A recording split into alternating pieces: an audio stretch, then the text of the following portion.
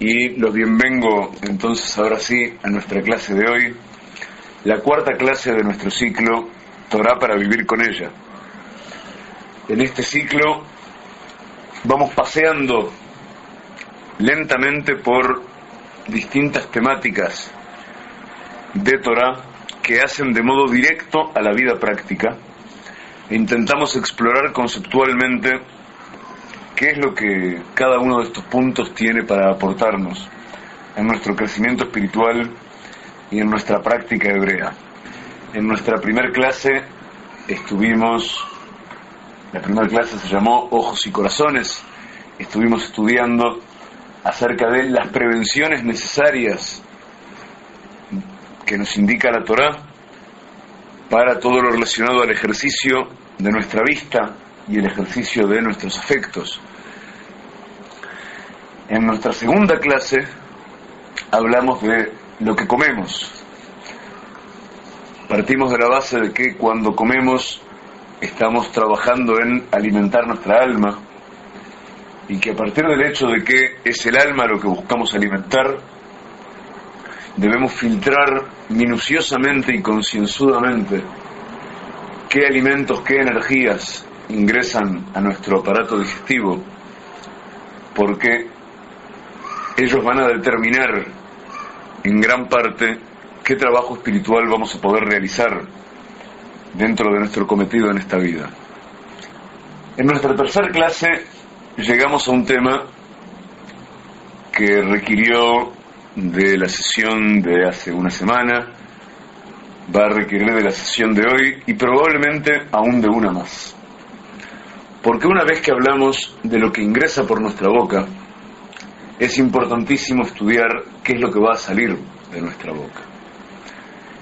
Todo lo fundamental que nos diferencia a los hombres de los animales radica en el habla. Cuando hablamos construimos y cuando hablamos destruimos.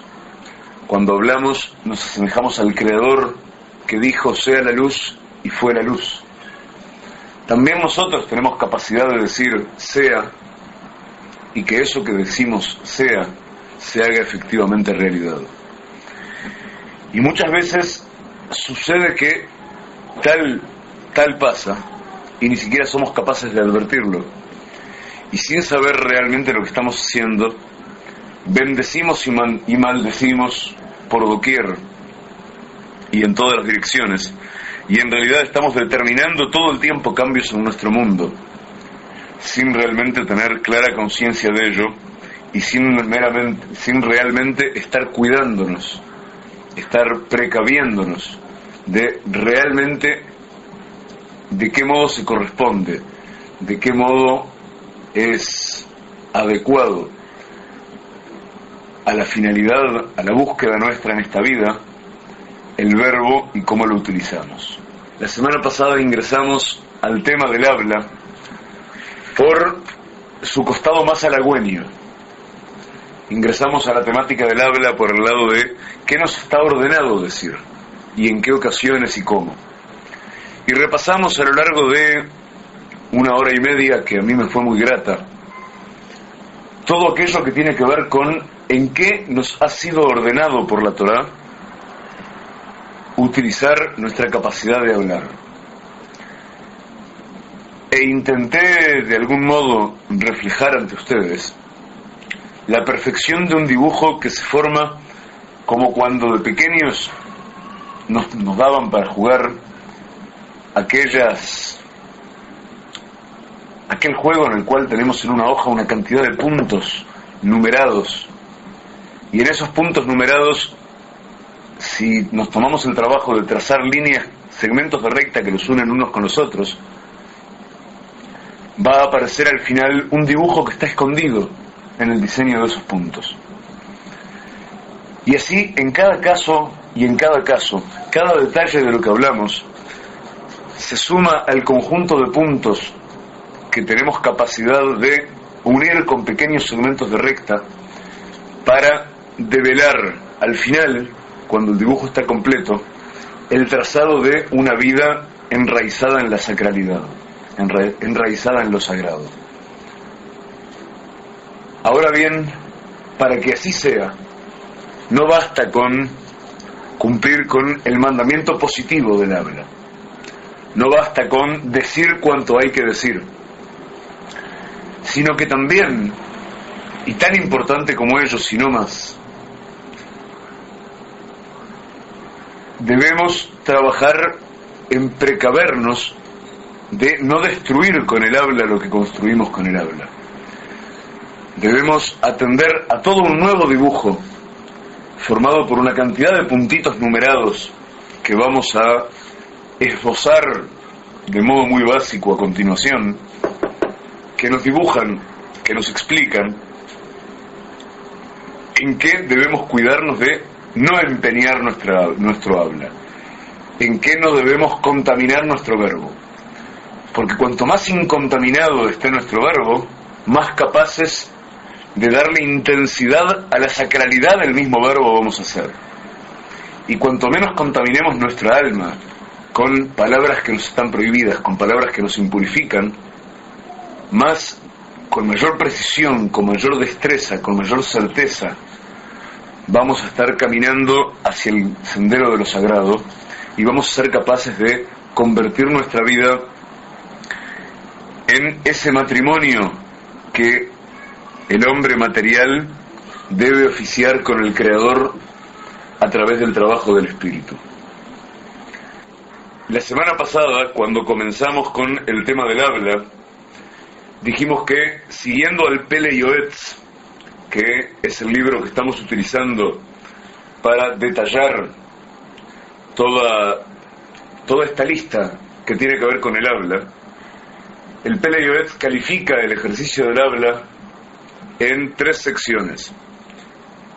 El habla que nos está ordenada, o sea, el verbo que tenemos la obligación de ejercer, el habla que nos está permitida, o sea, todo aquello en lo que nos está permitido, o sea, no nos está prohibido pero tampoco ordenado por la Torá utilizar el verbo, y todas aquellas actividades del habla, todos aquellos modos en que el habla incide sobre la realidad que la Torá nos prohíbe porque atentan contra el ejercicio de lo sagrado. Culminamos la semana pasada un breve repaso de todo lo que son las formas ordenadas por la Torá del habla, y vamos a ingresar ahora. De más está decir que el repaso que hicimos del tema la semana pasada es extenso pero insuficiente. Hay material allí para estudiar durante largas jornadas de corrido, pero al menos creo y espero que asentamos una idea básica acerca de lo que estamos hablando cuando decimos en qué nos ordena la Torá utilizar nuestra capacidad de hablar. Y vamos a ingresar ahora para empezar, todo aquello en lo que nos está permitido utilizar nuestra capacidad de hablar, esto es, que no está prohibido.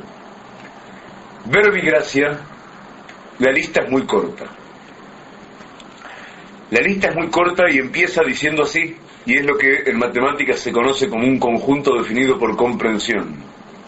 En vez de una lista, vamos a decir una cualidad que debe cumplir todo habla para estar dentro del conjunto de lo permitido. Dentro del conjunto del habla permitida está todo aquello que es necesario para la parnasá, esto es, para el sustento de la persona, y para el tikkun haguf, para todo lo que tiene que ver con las necesidades físicas, materiales, corporales. Dijimos la semana pasada que dentro de lo que es obligatorio hablar está incluido una cantidad de hablas que no tienen que ver con la devoción, tienen que ver con el ejercicio de la vida espiritual. Bajando un escalón de allí, nos dice la Torá que podemos hablar todo aquello que viene a auxiliarnos a suplir las necesidades de nuestro sustento y las necesidades físicas de nuestra vida, siempre y cuando, por supuesto, a través del ejercicio de este habla permitida, no incurramos en ninguna de las prohibiciones que vamos a leer a continuación, que vamos a estudiar a continuación. Ahora, también nos aclara la Torá cuando nos cuenta qué es lo que está permitido, nos hace dos advertencias. La primera advertencia: sé parco en tu palabra. Salvo cuando te dirijas a una finalidad realmente sagrada, sé parco, no hables de más. Toda palabra inútil que sacamos de nuestra boca atenta de algún modo contra el trabajo sagrado. Toda palabra que no está dirigida realmente a cumplir una finalidad determinada, ordenada, esto es sagrada, o permitida, una palabra de más es atentatoria contra la finalidad de toda nuestra capacidad de hablar. La segunda advertencia que se nos hace en cuanto al habla permitida es que en todo habla permitida uno puede encontrar el modo de transformar su lenguaje en sagrado. Y esto tiene que ver con algo que hemos conversado antes también. Yo puedo hablar para procurarme alimento. Voy al almacén, voy a la carnicería y pido le pido al carnicero 1 kilo de carne. Y puedo hacer esto meramente como una actividad profana que la Torá me permite llevar a cabo. Pero si yo pongo en ese momento la intención, si yo en el momento en que compro la carne tengo la conciencia clara de que yo sobre esa carne voy a bendecir, yo por esa carne voy a agradecer al Creador y voy a bendecir y consagrar las energías que me va a dar esa carne antes y después de comerla. Y a la vez pongo la intención de que así sea fervientemente, que yo con esa carne voy a alimentar el alma, yo estoy convirtiendo un habla permitida en un habla ordenada por la Torá. Porque la Torá me ordena hablar para todo lo que tiene que ver con el oficio sagrado, para todo lo que tiene que ver con la consagración. Entonces, si yo en todo lo que me está permitido, y esto vale en todos los órdenes de la vida, esto vale en el cuidado de la salud, esto vale en el cariño entre el hombre y su mujer, esto vale en el modo en que hablamos a nuestros hijos y en qué tenemos en la cabeza en el momento en que nos dirigimos a nuestros hijos. Esto tiene que ver con cada cosa. Cuando educamos, ¿para qué estamos educando? Cuando expresamos nuestra profesión de amor, ¿para qué lo estamos haciendo? Si ponemos el espíritu de consagración, de elevación, en cada una de nuestras actividades, no estamos nunca en el marco de el habla apenas permitida. Estamos siempre dentro del marco de lo que la Torá nos ordena hacer al servicio del Creador y para el refinamiento y la elevación de nuestra alma. Dice el Pele Yoetz, cuyo texto estamos siguiendo para esta explicación, cuando termina su exposición acerca del habla permitida, dice una frase que creo que mencioné al final de la clase pasada, pero sobre la cual ahora podemos volver porque oficia de síntesis para mucho de lo que acabamos de hacer, para mucho de lo que acabamos de estudiar la semana pasada y en estos primeros minutos hoy. Dice así, leo en hebreo y traduzco: Umisheshem Shamaim Shagur Befiv. Y aquel que tiene Shem Shamaim, el nombre del firmamento, el nombre del Creador, aquel que está mentando al Creador, mentando el horizonte de lo sagrado, al Kol Asher Yaseh, de Asher Yedaber, ante todo, sobre todo lo que haga y sobre todo lo que diga, aquel que todo aquello que hace y todo aquello que dice, lo hace y lo dice con la noción clara de que lo está haciendo al servicio de la consagración. Que moja alquimia, él es como la alquimia, es como el alquimista, Shemehapej haoferet lekesef, que transmuta el polvo en plata o en oro. Kachze, así como el alquimista transmuta el polvo, la piedra, el carbón en plata u oro, aquel que tiene todo el tiempo la finalidad de lo sagrado en la conciencia ante cada cosa que dice, ante cada cosa que hace, Mehapej kol maaseh reshut le mitzvah, él transmuta todo lo que le está permitido en parte de lo que le está ordenado para la consagración. y recibe por consiguiente el sahar, la consecuencia, el efecto, la paga, entre muchas comillas, que corresponde al oficio sagrado y no el apenas permiso que corresponde a la actividad permitida. Que Moshehahanal Shabbat mi gufa mitzvah, así como por ser Shabbat una mitzvah, la preparación para Shabbat es una mitzvah también. Todo lo que es preparación para el trabajo sagrado que tenemos ordenado hacer será considerado ante el cielo como mitzvah en sí mismo. O sea, todo aquello, lo que dijimos hace unos minutos, todo aquello que es preparación para el oficio sagrado, si va a ser oficio sagrado mi alimentación, porque yo voy a bendecir ante el alimento, antes y después, y yo voy a consagrarme a mí mismo en el acto de alimentarme, entonces, si yo tengo clara conciencia de eso en el momento de preparar mi alimentación, de ir a comprar la carne, de firmar un cheque, de hacer la cola en el estacionamiento de la carnicería siquiera para estacionar, si en todos esos momentos yo tengo claro la finalidad sagrada de la actividad que estoy haciendo, entonces es considerado sagrado, es considerada sagrada la propia acción que estoy haciendo en ese momento, aunque sea profana, cotidiana, común en su superficie, pero en su esencia va a estar siendo preparación para el cumplimiento de una mitzvah y por consiguiente va a ser una mitzvah en sí misma. Hasta aquí estamos en una exposición mínima inicial de la segunda sección de lo que es posible hacer con el habla.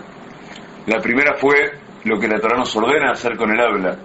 La segunda fue la que la Torá nos permite hacer con el habla y cómo convertirlo en sagrado también. El libro más clásico para estudiar todo lo que tiene que ver con el habla a partir de la Torá es el libro del Hafetz Haim, que es un libro de unas 500, 600 páginas en su original hebreo, pero se haría muy denso trabajar al nivel de detalle de ese libro en este momento. De modo que hemos elegido trabajar sobre el Pele Yoetz, que en realidad es una gran recopilación de muchísimos temas, pero la exposición que trae sobre el tema del habla es sucinta y he tenido la sensación de que iba a ser ameno trabajar desde él. En realidad son ustedes los que van a tener que decirme si es ameno o no el modo en que vamos tratando de trabajar desde el Pele Yoetz el tema del habla. Todos estos temas y lógicamente la explicación como lo trae el Shulchan Aruch es en conceptos hebreos, más allá del idioma del libro que yo tenga ante mis ojos en este instante, que también es hebreo, pero no es ese el punto que produce la incomodidad, sino el hecho de la frecuente casi intraducibilidad de algunas palabras. A veces tenemos 3, 4 palabras que se traducen igual al español y en hebreo significan cosas distintas y uno tiene que extenderse en la explicación de las palabras para que la frase tenga sentido. Espero estar explicándome al decirles esto. Cuando el ser vivo se expresa hacia afuera, la principal diferencia entre el hombre y el animal está en su calidad de parlante, de hablante. Por eso es todo el cuidado y todo el celo que tenemos que poner precisamente en lo que vamos a entrar a estudiar en este preciso instante, que es todo aquello de que debemos cuidarnos a la hora de abrir la boca y decirnos, todo aquello que debemos asegurarnos de no decir. La Torá, como decíamos al principio de nuestra clase de la semana pasada, es llamada Sam Haim. Sam Haim quiere decir la droga de la vida. La Torá es lo que nos da vida. Por consiguiente, todo habla, y eso lo estudiamos a partir del hecho de que la primera mitzvah relacionada con el habla es abundar en habla de Torá, abundar en el estudio de Torá en voz alta, porque eso nos va a llevar hacia otras mitzvot.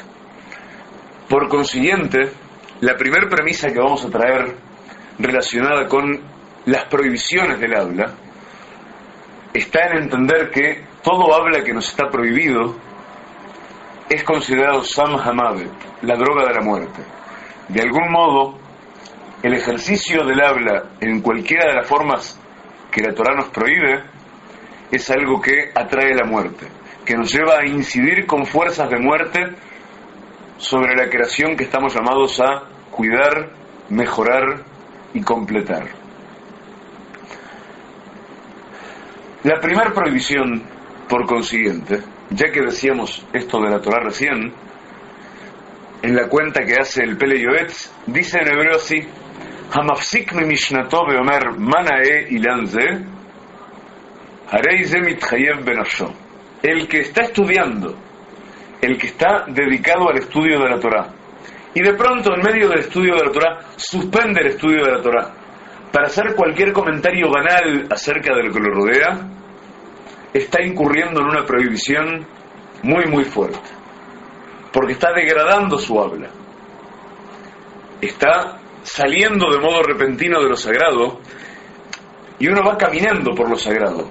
Cada minuto extra que uno se mantiene en el curso, en el decurso del estudio de la Torá, uno está un poco más arriba que en el minuto anterior. Entonces, repentinamente, salir del estudio de la Torá, salir del habla consagrada hacia algo completamente banal del mundo exterior, va a implicar que estamos despeñando esa sacralidad a la que venimos arribando trabajosamente, y de algún modo la estamos profanando. Seguimos adelante y habíamos estudiado, cuando estudiamos todo lo que es el habla que es mitzvah, el habla que nos está ordenado ejercer, así como lo primero que estudiamos fue el ejercicio de la Torá, y ahora nos referimos al que se interrumpe en el ejercicio de la Torá. Lo segundo que estudiamos la semana pasada, cuando estudiamos lo que nos está obligado a hablar, decir, todas aquellas formas del habla que la Torá nos ordena ejercer, el segundo punto que estudiamos fue la tfilá, la plegaria. Porque a través del estudio de la Torá nos preparamos para saber dirigirnos al Creador, para saber ingresar a ese estado de conciencia que nos permite conversar con el Creador, volcar nuestras conciencias en el Creador.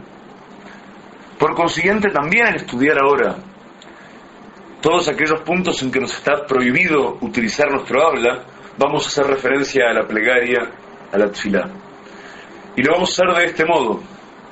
Está prohibido hacer tfilá, está prohibido pronunciar una plegaria, entregarse, volcarse en una plegaria cuando uno está borracho, o si uno está en un momento de esos en que las necesidades corporales le acucian. O sea, si uno está en cualquiera de esas situaciones en que su cuerpo o su conciencia van a impedir una verdadera concentración, una verdadera dedicación, una atención absoluta y plena a lo que se va a decir, está prohibido hacer una plegaria. Porque esa plegaria pasa a ser considerada profanación.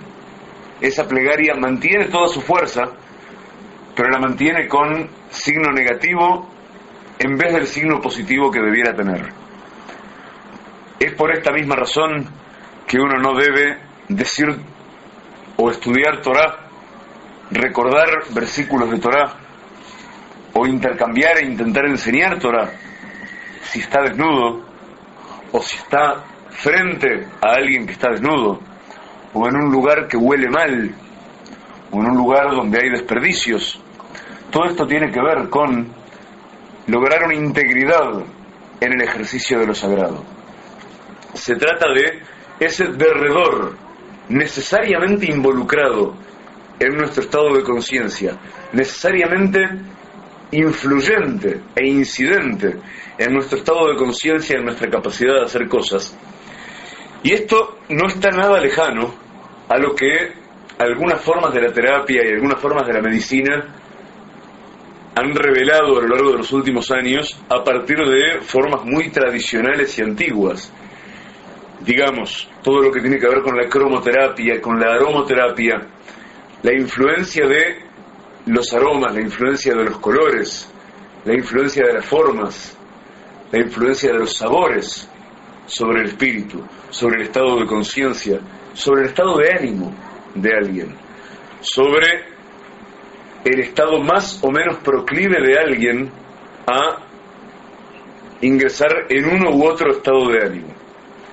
De todo esto nos está hablando la Torá desde el inicio de los tiempos, cuando, por ejemplo, nos dice aquí: no se te ocurra hacer tefilá o decir divrei Torá, decir palabras de Torá, si estás desnudo, si estás con una vestimenta inadecuada, si estás en un lugar que huele mal, y así hilando muchísimo más fino hasta niveles de detalle que en este instante resultaría superfluo mencionar, pero que realmente llega a niveles de detalle sorprendentes y que ocurren a todos los niveles de la vida y también en lo relacionado con todas las mitzvot. Vamos a encontrar precisiones de este tipo a todos los niveles. Vamos a encontrarnos que juegan también en profundidad en el tema de nuestro patriarca Jacob al aparear las ovejas. Es toda la temática en sí misma, pero sin necesidad de ir tan remotamente atrás. Tiene que ver con las vestimentas blancas, las camisas blancas que vestimos especialmente para Shabbat.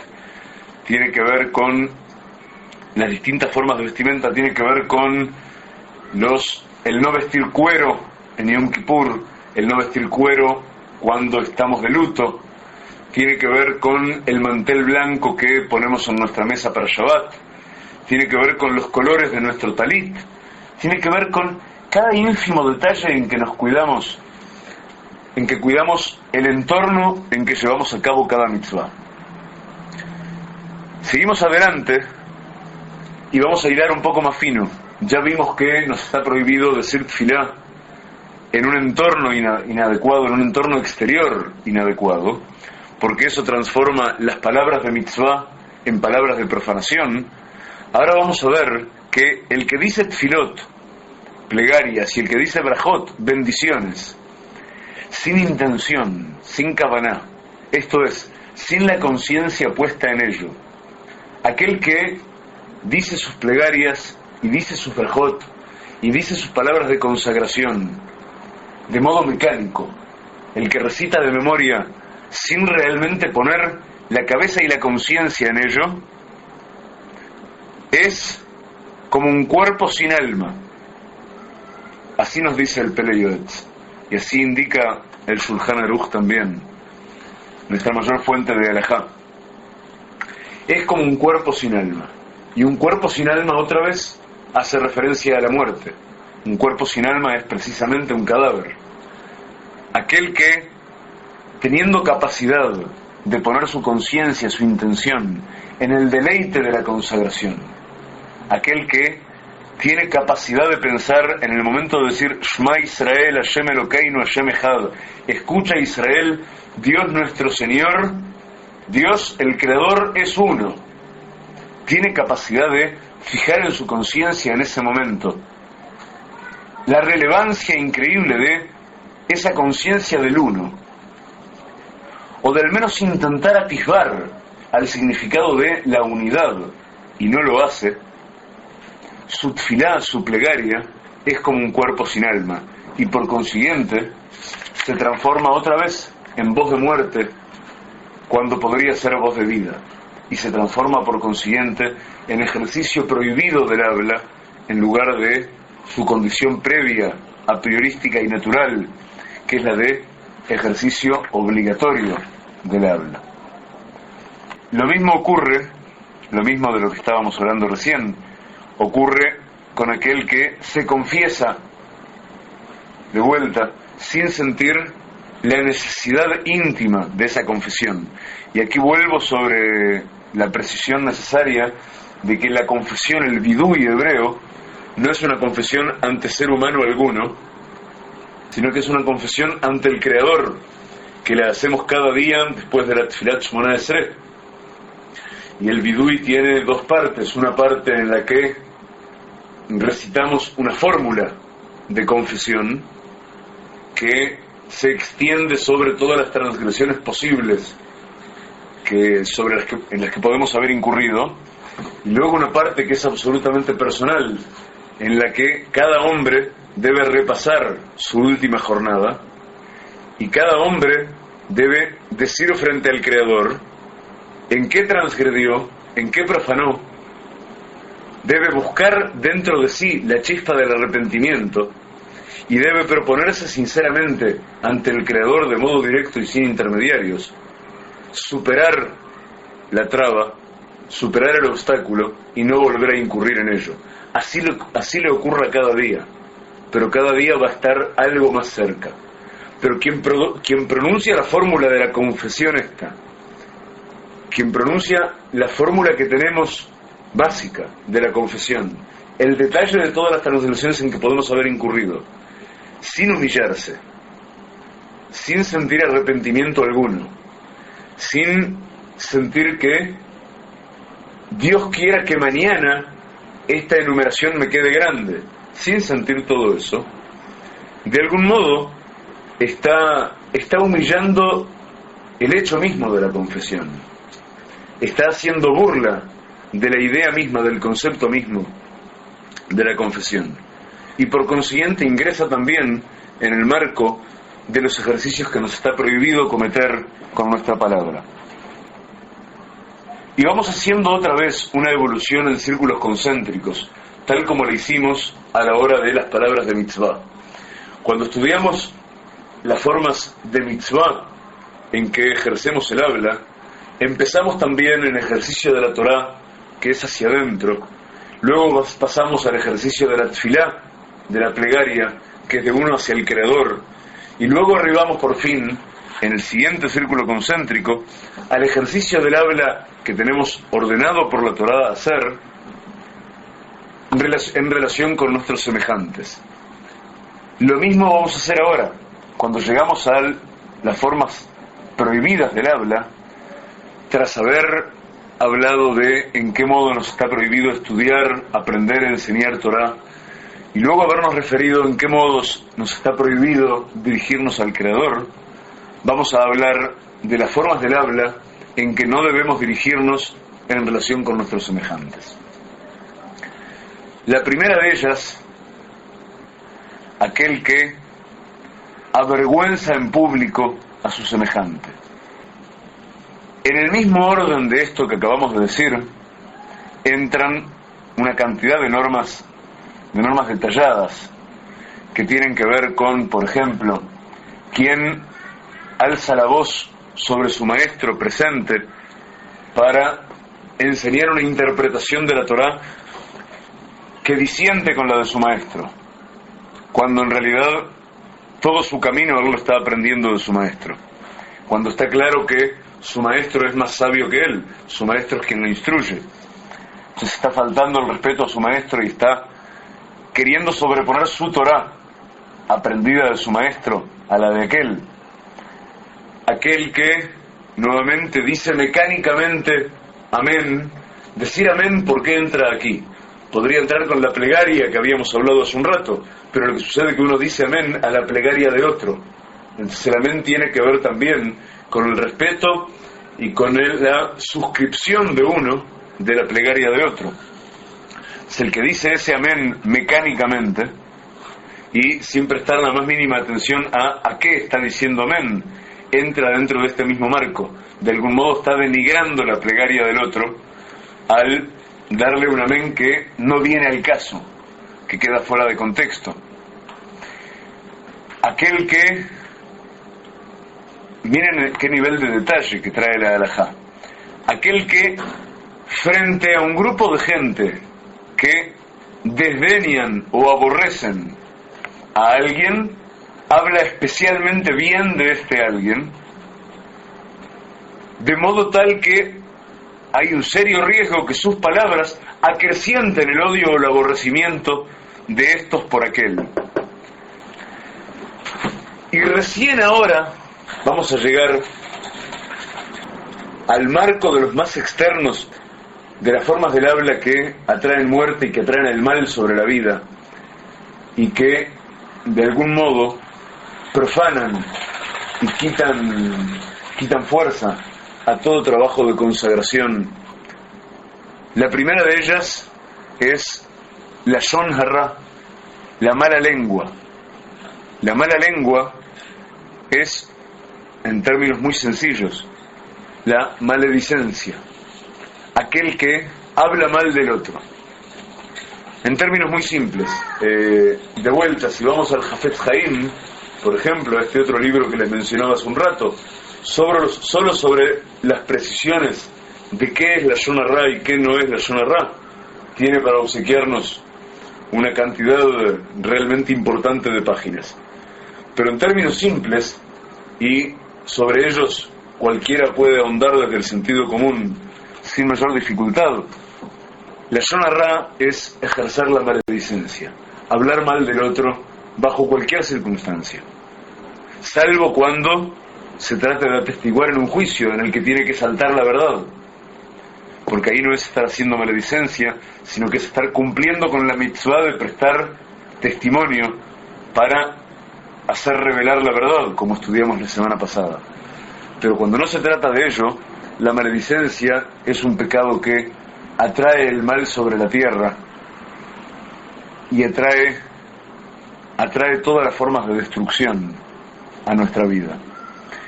Y dentro de la maledicencia, dentro de la Lashon Hara, está la especie particular de la Rejilut.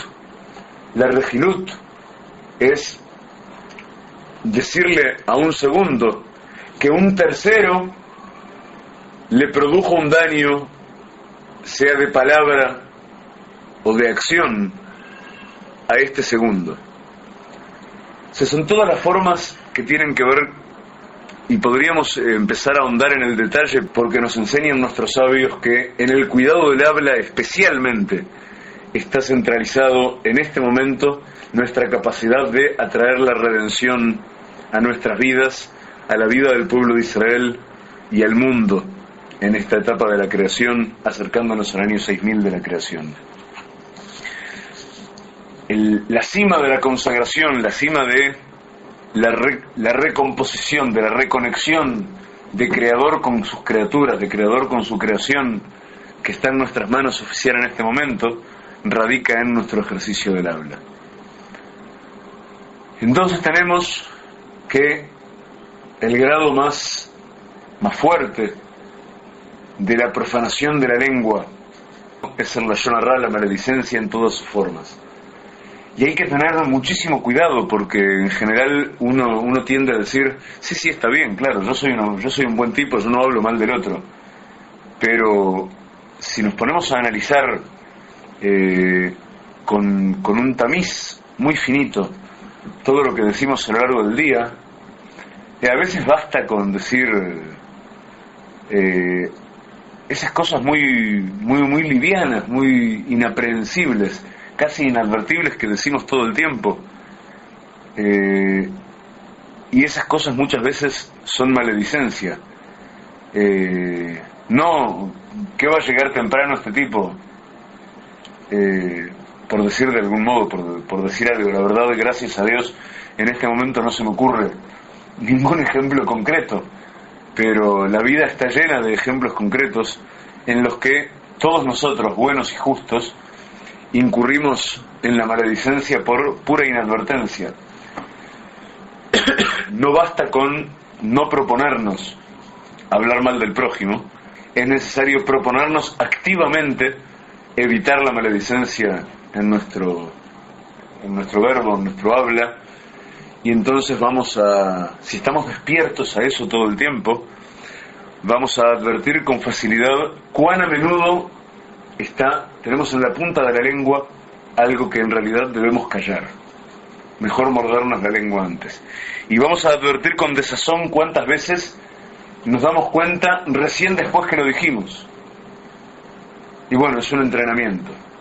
Va a suceder eso una y otra vez, hasta que finalmente vamos a advertir un avance, una mejoría, y vamos a darnos cuenta que somos capaces de filtrarlo de antemano. Luego del lashon hara, de la maledicencia, tenemos lo que se llama nablut pe. Decir lo que llamamos, en el Río de la Plata lo llamamos palabrotas. No sé cómo se lo llamará en el país de cada uno de vosotros, pero decir esas palabras que, ¿saben qué? Es feo, suena feo. Y si suena feo, y si suena desagradable, y si suena chocante, está mal. Estamos profanando la belleza que debemos construir con nuestro lenguaje. Volviendo al utilísimo ejemplo de las moléculas de agua, si nosotros, seguramente si tomamos ese vaso de agua del profesor Masaru Emoto y le decimos a ese vaso de agua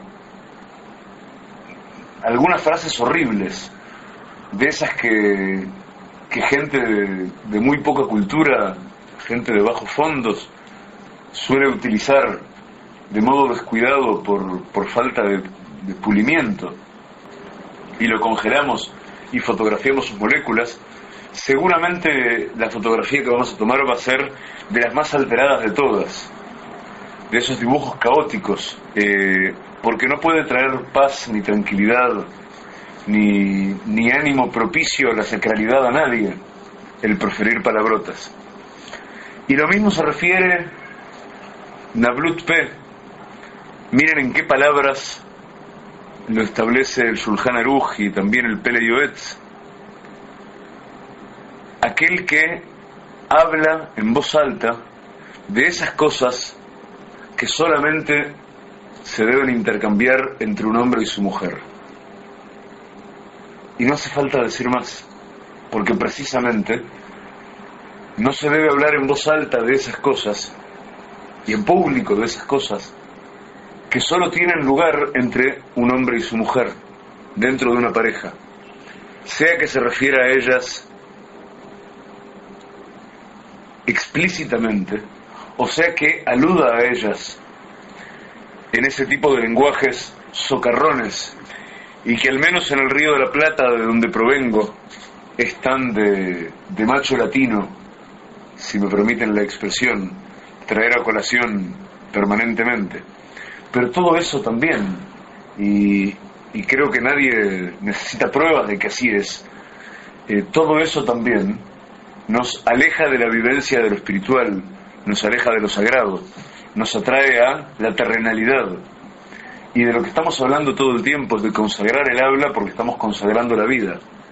Y toda aquella forma de ejercicio del habla a que nos entreguemos, que nos aleje de la consagración, nos está llevando hacia la profanación y está invalidando, está neutralizando el trabajo de consagración que hacemos por otro lado.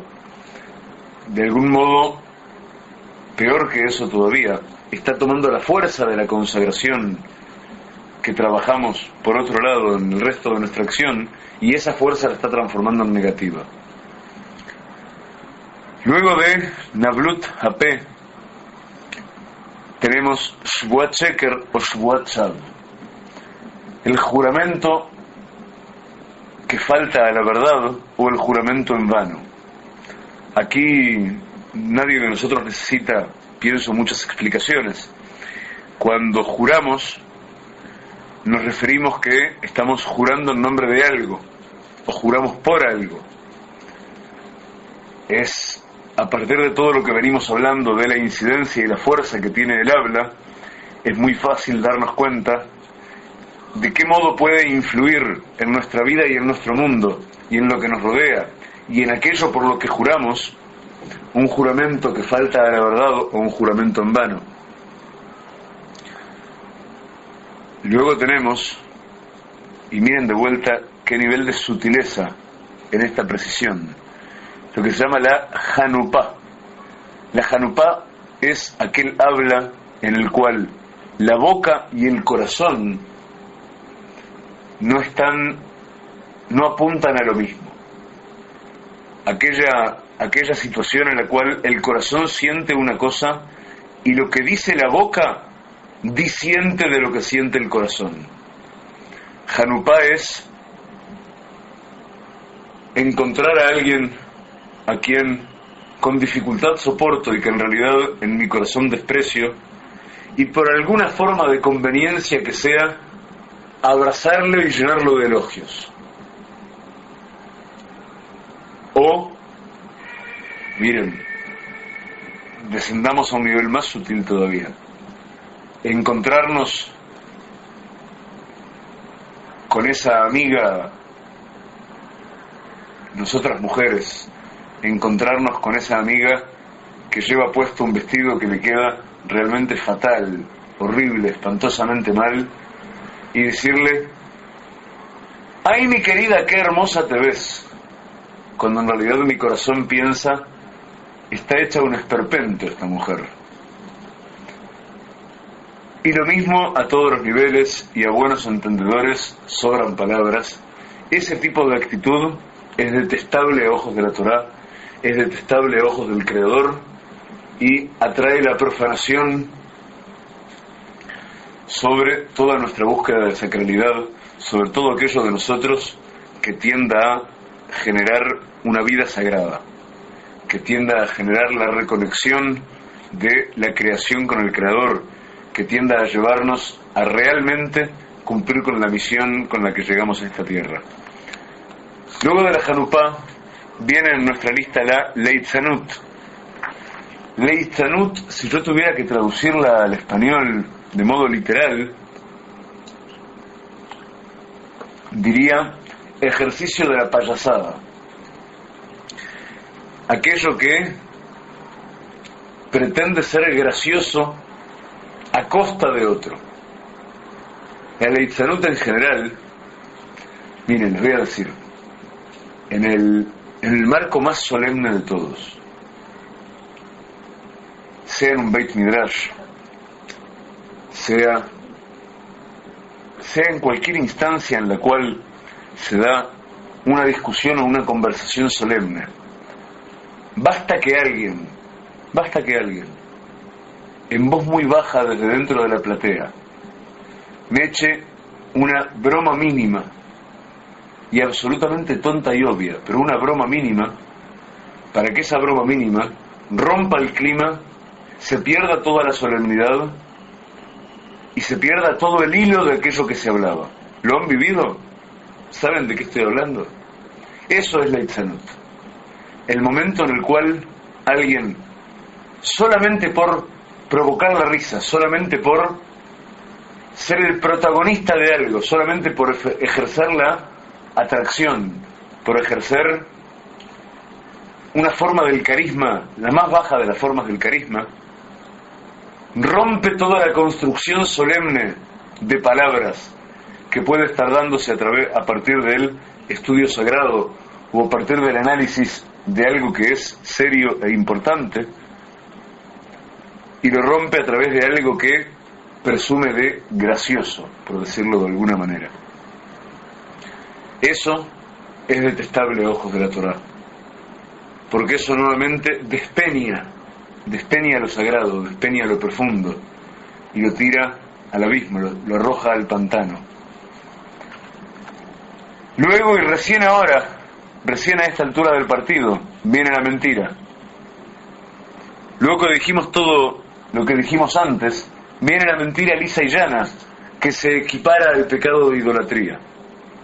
Porque la mentira lisa y llana viene a confundir el camino del otro. Y aquello que viene a confundir el camino del otro es maldito. Hay una única instancia en que la mentira está permitida, y es cuando, y esto hay que estudiarlo muy muy en profundidad, pero lo voy a decir solamente a nivel de título, hay casos de análisis muy sutil en que aquello de las pequeñas mentiras, hay casos en que una pequeña mentira no tiene modo de causar daño y puede hacer mucho bien o evitar mucho dolor innecesario. Y en esos casos que requieren de un gran análisis previo, la mentira está permitida. Luego de la mentira entramos en otros subrubros, como ser Hamekalelet Javeró, el que maldice a su prójimo. O Hamedaverle Avivo Leimo Bekashiut Ubeazut, aquel que habla a su padre o a su madre o a su maestro de modo pedante, con dureza. O aquel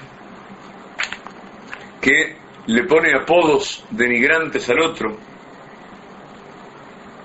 O aquel, y otra vez llegamos a un caso sutil, aquel que se presta a ser interlocutor en una pelea, aquel que, sin tener necesidad absoluta de defender la justicia, ingresa por orgullo herido, por cólera, por ira, ingresa en una discusión de esas que cualquiera sabe que atraen únicamente maldición, y responde, y se deja llevar por los dichos, y responde de modo simétrico al de quien ya se está equivocando en pelear, en utilizar su palabra para pelear. Luego, quien roba la palabra del otro, aquel que toma palabras dichas por otro y las repite como de su propia boca. Esto llevado al lenguaje cotidiano nuestro, y miren, esto es un ejemplo precioso de cómo la Torá prevé temas que nos son completamente actuales y que a partir de una frase mínima de la Torá, la halajá se va desarrollando hasta llegar a cualquiera de las instancias que necesitamos en nuestros días. Está todo previsto en el corazón de la Torá. Aquel que roba la palabra del otro es lo que hoy día llamamos derechos de autor o copyright. Nos dice la Torá que citar palabras sabias, lógicamente, de otro, sin citar a su verdadero autor, es un habla maldita del inicio al fin, y nos está absolutamente prohibido. Estamos robando el producto del alma ajena. Luego, así como cuando estudiamos el habla que es mitzvah, estudiamos la mitzvah de prestar testimonio al servicio de la justicia.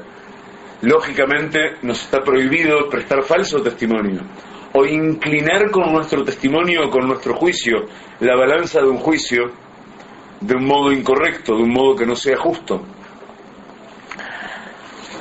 Y así podríamos, la verdad, en este instante seguir ya ingresando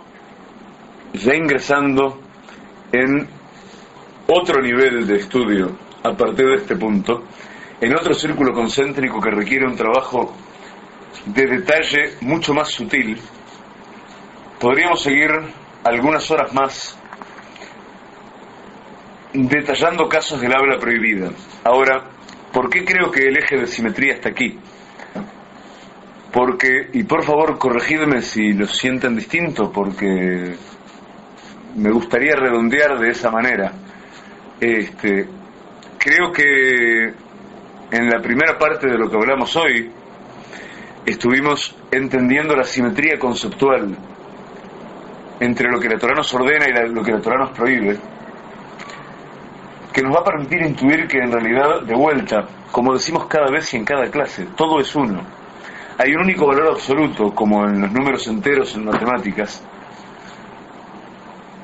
En los números naturales hay un valor absoluto, y en los números enteros este valor absoluto asume el signo de más o el signo de menos. Y todo lo que la Torá nos prohíbe es simétrico a lo que la Torá nos da y nos ordena, solo que es precisamente el simétrico negativo, el simétrico del mal.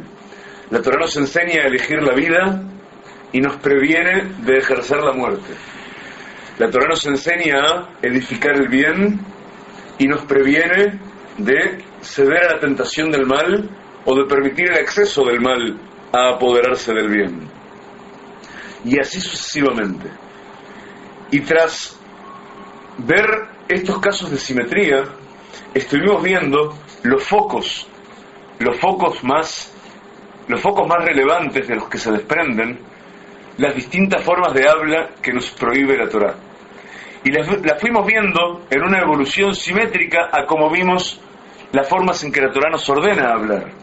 Vimos aquellas formas del habla que tienen que ver con la relación del hombre consigo mismo, de la autoelevación espiritual y del trabajo de la Torá, del estudio de la Torá, como primer forma de elevación. Vimos que es mitzvah estudiar Torá y que está prohibido hacerlo cuando estamos inaptos para hacerlo o cuando es degradante para la Torá que lo hagamos.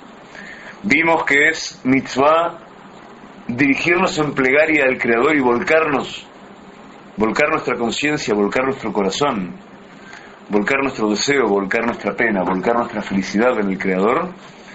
Y vimos que es una prohibición gravísima y una transgresión que convierte en mal todo el bien potencial de la plegaria, hacer eso cuando estamos inaptos o en el lugar inadecuado para hacerlo. Y vimos que así como nuestro habla es instrumento de justicia y es instrumento de piedad y es instrumento de amor y es instrumento de bondad, nos está prohibido que nuestro habla sea utilizado para los contrarios de todo esto. Visto todo esto, yo frenaría hoy aquí. Me creería que es oportuno invitarles a repasar estos conceptos sobre los que hemos hecho la semana pasada y esta un breve paseo, en los que hemos intentado detenernos conceptualmente en el dibujo que traza el camino para consagrarnos a través de la palabra y así afinar el lápiz muchísimo más en lo que sucede dentro nuestro con las formas permitidas, las formas ordenadas y las formas prohibidas del habla, para entender realmente. Estoy intentando encontrar la palabra, pero ¿qué es lo que debemos poner? ¿Cómo debemos diseñar ese filtro que debemos tener en la conciencia para que realmente nos tornemos capaces de filtrar algo tan inmediato como el habla? Porque hablamos de modo completamente espontáneo. Siempre hablamos de modo completamente espontáneo. A veces nos damos cuenta de las cosas que decimos recién después de haberlas dicho. Entonces, ¿cómo puede uno diseñarse un filtro? Esa es la gran pregunta, que le permita, en la conciencia de uno, que le permita, sin dejar de ser espontáneo, sin empezar a pensar 10 minutos antes de decir cada palabra, porque de ese modo es imposible sostener un diálogo, realmente consagrar el propio verbo y hablar como seres consagrados de acuerdo a la Torá que somos, hablar convirtiendo todo lo que está permitido decir en sagrado, en parte de lo que nos está ordenado decir, esmerándonos en el ejercicio sagrado de la palabra y no incurriendo en el ejercicio de la palabra que es profanatorio y atrae la destrucción y la oscuridad a la creación. Queridos míos, con estas palabras, en principio y de mi parte, voy terminando y redondeando la exposición del día de hoy, que se centró en todas aquellas formas del habla de que debemos cuidarnos si realmente queremos ingresar al camino de la Torá y caminar por un sendero sagrado y consagrarnos y recuperar nuestra esencia de hebreos para ejercerla de modo luminoso, siendo capaces realmente de incidir con bien, con verdad, con luz, con Torá, en nosotros mismos, en quienes nos rodean en lo inmediato, y por vía del ejemplo, ya que no por vía de proselitismos, pero por vía del ejemplo de la actitud sagrada en nuestro entorno, en esos círculos concéntricos que conforman nuestro entorno, como hicieron nuestros patriarcas siempre, y como hemos aprendido a hacer a lo largo de toda la historia. Queridos míos, entonces, les agradezco estar aquí y, de vuelta, bienvenido a vuestro apoyo. Voy a hacer personalmente mi mejor intento de estar el miércoles de tarde aquí con ustedes para nuestra clase semanal de Parashat Shavua y conversando de la parashá de esta semana, que es Beha'alotja, en la que ocurre nada menos que la inauguración de la menorá, del candelabro de 7 brazos, en el que básicamente la creación toda se encuentra simbolizada. Queridos míos, Gracias a todos ustedes y quedo a disposición de ustedes como siempre. Buenas tardes y mi brajot para todos.